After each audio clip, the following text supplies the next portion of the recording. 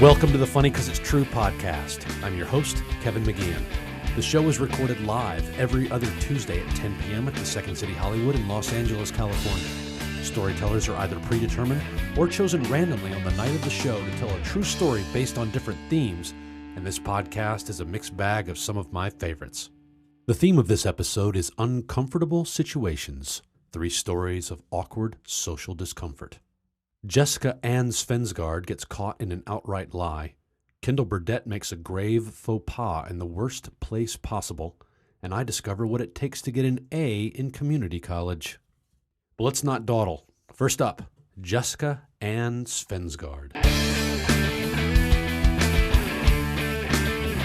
My story is also about being directionless at community college, but it starts with 2 backstories. Firstly, I'm adopted, and people are never quite sure how to take that, but the thing is, I was adopted when I was 9 months old. I was never in an orphanage, I was never a foster kid, I never lived in a cupboard under the stairs. My parents are my parents, although I still do have a relationship with my biological mother, and people are always like, oh, how does that work? Like talking to your real mom, and I explain to them, like, no, my real parents are the parents that raised me since I was a baby, and she's just the woman who kind of spat me out.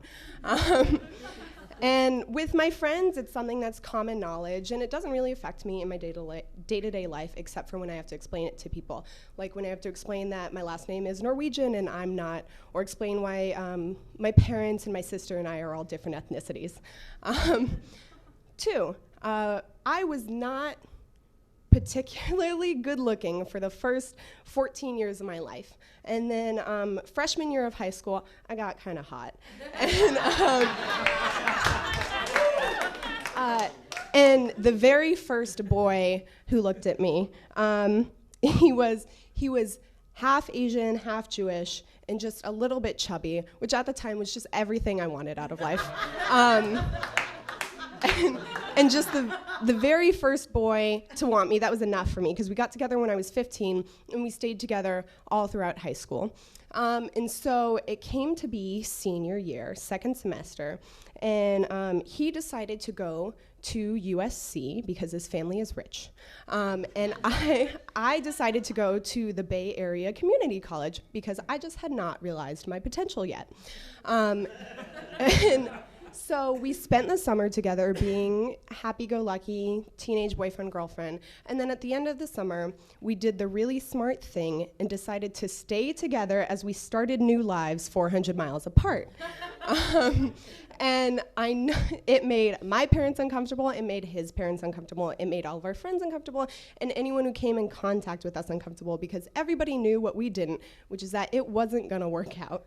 And so his first semester at USC, it went by pretty quick. Thanksgiving break happens, winter break happens, and I was visiting, LA a lot, especially because I wanted to move down here eventually. But second semester, 2 things happened. Firstly, I also was only taking 2 classes because, as it turns out, college wasn't for me. One class was called Anthropology in Magic, Witchcraft, and Religion, in which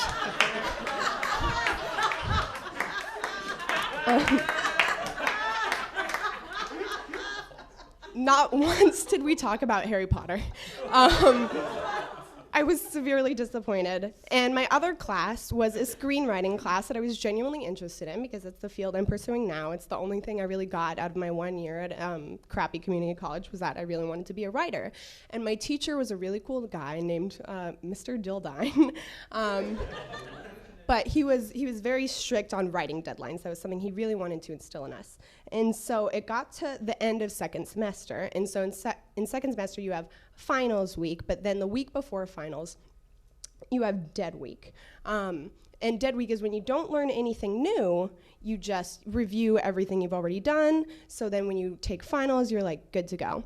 And so at that point, I hadn't seen my boyfriend at the time in about 2 months, which when you're a horny 18-year-old is a long time.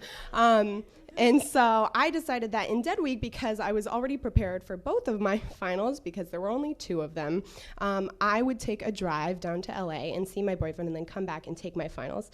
And my final for the screenwriting class was a 20-page preview of a feature film that we'd been working on all semester, and I already had that written. So I was like, I'm cool. So the weekend before the week of finals, I drove down to LA. It was actually the first time my parents had let me make the drive by myself. And I spent the whole weekend with my boyfriend at USC, by which I mean his dorm at USC, because I wasn't allowed outside per my parents' request. And then I drove back Monday night, and I get home, and I'm settling in. It's really late, and I get on Facebook, and I get a message from my friend Trevor. Another backstory, Trevor and I weren't, especially close, but we'd had a class together every year of high school and then every semester at community college. And the only thing Trevor and I had in common was that we had like really dark senses of humor. So we could joke with each other about stuff. Like he always made fun of me for being adopted, and I always made fun of him for clearly being a mistake because his older brothers were 30 and 32 and he was 18. And Trevor messaged me on Facebook, and he's like, "Where were you today?" And I was like, I was driving back from LA. He was like, "You know that our final paper was due today." And I was like, "I fucking didn't." And he was like, Dildine a month ago said that the paper was due the week before finals, so he could give us feedback the next week. And I was like, I didn't know that. And so the next day, I went into Mr. Dildine with this excuse planted in my head. And I'd never used it in high school, because in high school, your teachers always have access to your parents' email and phones. But I was like, this is the best excuse I've ever gotten. So I went into Mr. Dildine, and I was like, Mr. Dildine, yesterday was my 19th birthday, and I fully intended to come into class and hand in my final, but my parents decided my 19th birthday was the day that they were going to tell me that I was adopted. And I think I'm a pretty good actress because he bought it. You guys can use this excuse whenever you want because it's foolproof. It's great. He bought it. I gave him the paper that day. And so the next Monday, we all came into class, and he was ready to give his feedback. And he was going through everybody's papers, talking to each student privately at his desk. And Trevor and I are joking around the back of the room. And he makes a really loud joke about, like, you're just sad because your real parents didn't love you. And normally, I would think this was hilarious because that's just the kind of stuff we joke about. But Mr. Dillon, he made eye contact with me from across the room, and I was like, there was a moment that seemed like an hour in my mind, and I had no idea what to do. And the first thing that came to my mind is what I did, which is I slapped Trevor across the face, and I ran out of the classroom. And I got an A on my final, and then I promptly dropped out of community college, broke up with my boyfriend, and moved to Los Angeles.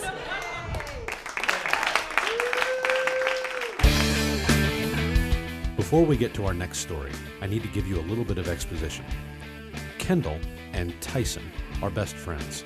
They've known each other a very long time. Tyson dated a woman named Heather, and they got engaged. But then Tyson, questioning some things, broke off that engagement.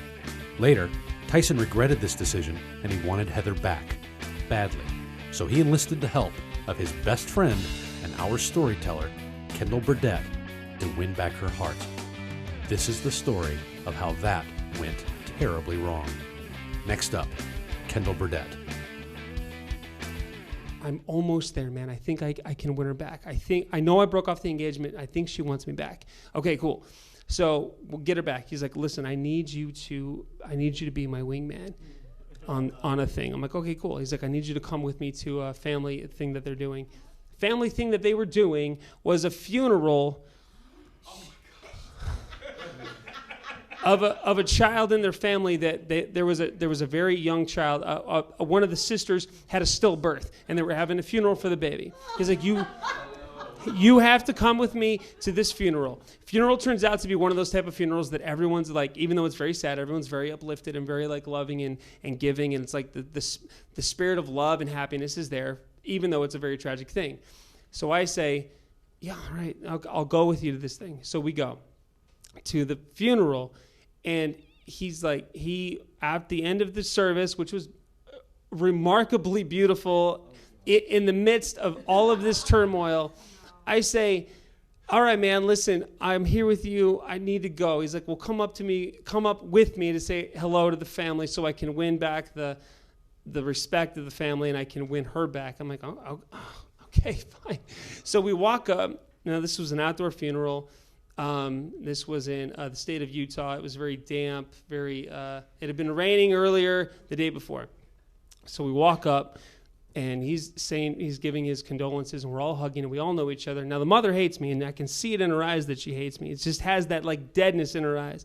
And so that was gone, and I didn't want to see anybody. I was there for my friend Tyson, whatever. So he goes up and he says all the things.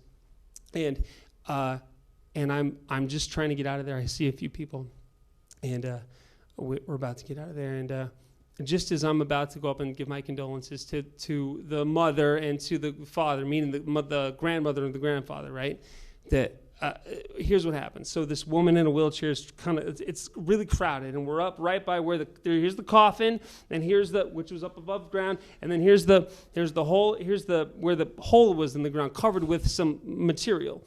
So I'm there, and Tyson's doing his thing, and I'm just trying not to be noticed. And then this woman in a wheelchair comes by, and I'm like, okay, go ahead, great grandma, whoever, and whatever. And then I take one step, and then if you've ever slipped, you know what it's like to fall and not be graceful about it. You fall down, and it's like sometimes you catch yourself and you get back up, and it's fine. And other times you fall down, and everyone knows that you're falling. I step, and the ground beneath my foot gives way. I'm like, I make a noise. I grab somebody. I don't know who I grabbed. I knocked the flower off of a thing. This ground gives way, and coffin's safely over here. I fell into that grave.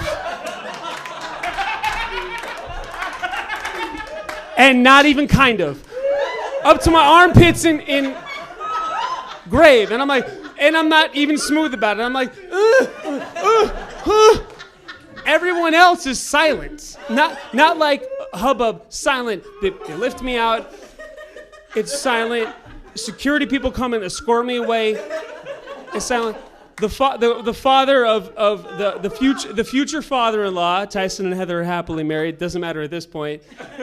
Walking me to my car, I'm dusting off mud from grave off of my suit. Father says to me, and I quote, "You are the world's greatest wingman."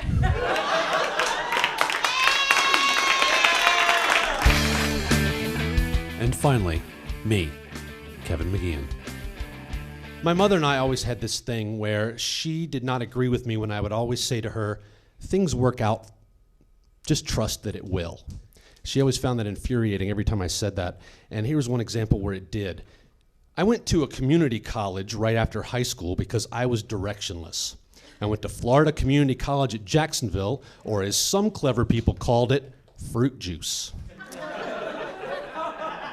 So I went there right after, and I took 2 classes, an English class and an acting class. So my workload was really heavy.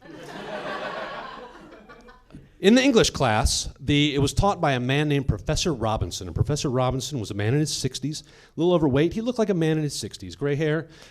He was a former Navy chaplain. He had a wife and 2 grown children. He mentioned that in the first day when we were all getting to know each other, so I knew that going in. The class progressed, and I found him extraordinarily boring. So I didn't go to class. I would go surf. And I put that in air quotes because I was not successful when I surfed. So I go to the beach and hang out, and in my melanin-lacking skin, I would get very burned. And one day, my mother caught me when I had an extraordinary sunburn and said, "When'd you get that?" I don't know. And she busted me not going to class. And my mother was a former English teacher, and her son goes to English class. That's just the way it works. So she was very appalled that I had not been going to this class. So she said to me, "Kevin, you've just recently gotten your act together and gotten accepted to the University of Florida. I will not have you go in there with bad transcripts. You need to go to Professor Robinson and tell him that you want extra credit and that's it. That's what our deal is." Fine, I'll do it. So at the end of the term, I go and I stay after class. I say to Professor Robinson with this pitch, "I just got accepted to the University of Florida, and I'm very, very excited. I want to go there with really good transcripts. Is there a way I could do some sort of extra credit, like write a paper or something like that, just to bump up my grade to an A?" And he said, "No, I'm sorry, I don't do that. That's not my policy." Fine. Okay, I tried. Then we began talking about what we had talked about that day in class. We have a scintillating conversation about it. And then he says, are you walking out to the parking lot? And I say, yes. He said, oh, I'll walk with you. So we start walking out to the parking lot. Continuing to talk about what we had talked about that day in class. And then we get to the end of the sidewalk, about to enter the parking lot. And he says to me, Kevin, so this grade's kind of important to you, isn't it? No. And I say, yeah, it is. And he looked me dead in the eye and he said, well, I'd like to have sex with you.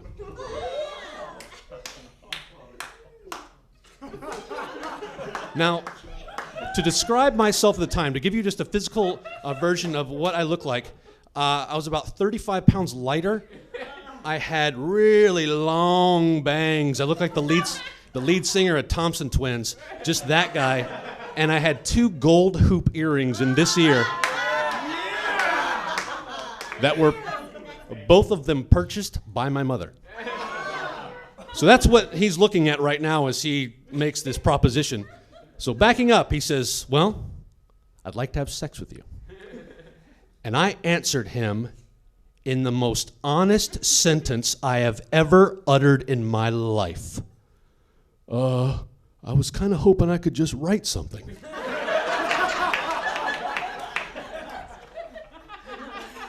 And he looked me dead in the eye, and he said, never tell anyone about this. And he walked away. And I stood there, frightened, not knowing what to do, questioning many things about myself. And I kept that promise to him for 3 minutes.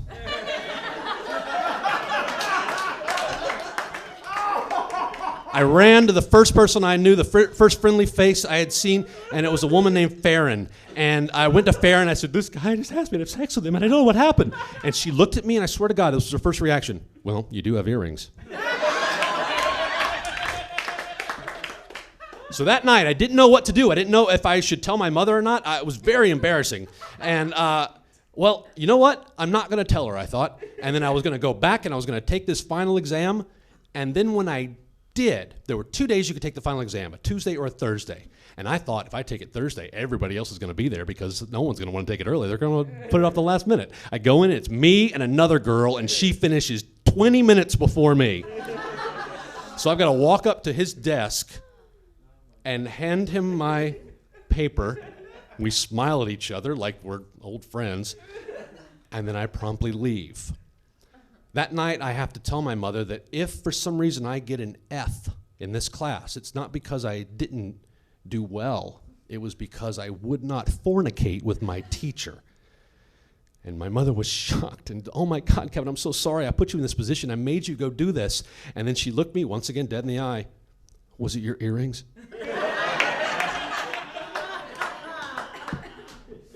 3 days later, I received my grades in the mail. And I got an A. And as I told her, things just have a way of working out.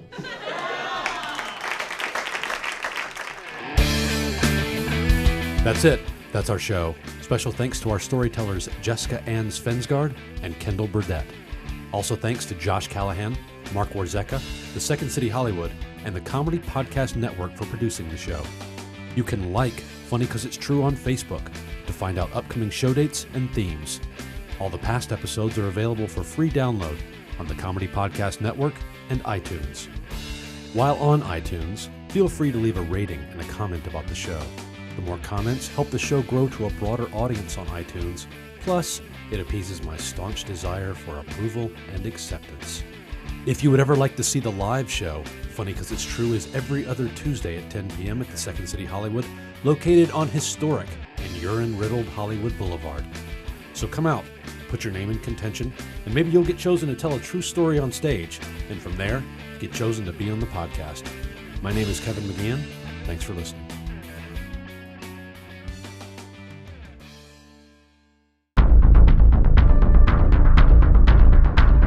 You have received this transmission from the Comedy Podcast Network. For more shows, visit comedypodcastnetwork.com.